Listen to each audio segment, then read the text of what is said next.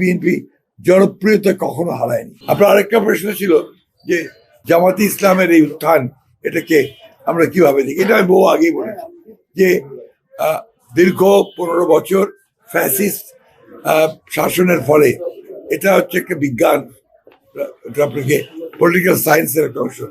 যখনই গণতন্ত্র চাপা থাকে, তাকে যখন বাঁধ আটকে দেওয়া হয়, কণ্ঠরুদ্ধ করা হয়, তখন অন্য উগ্রবাদী শক্তিগুলো মাথা পেয়ারা দিয়ে উঠতে থাকে।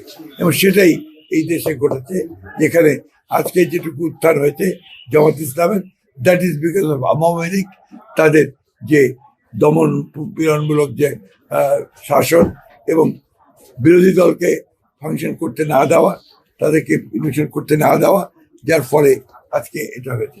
বাট আমি অত্যন্ত কনফিডেন্ট যে বাংলাদেশের জনগণ ইতিমধ্যে তাদেরকে রিজেক্ট করেছে। বিএনপি 2/3 মেজরিটি পেয়েই গেছে।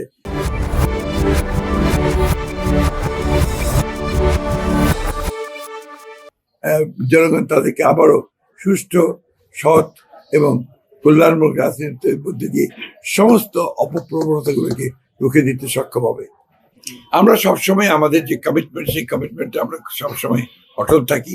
আমরা বলেছিলাম যে ফ্যাসিস্টদের বিরুদ্ধে যারা রাস্তায় যুগপৎ আন্দোলন করছেন, তাদেরকে সঙ্গে নিয়ে আমরা নির্বাচন করেছি এবং তাদেরকে সঙ্গে নিয়ে ইনশাআল্লাহ আমরা সরকার গঠন করব। আমরা জুলাই সনদে যা যা সই করেছি সেগুলো আমরা সবগুলো ইমপ্লিমেন্ট করব, প্রায়োরিটি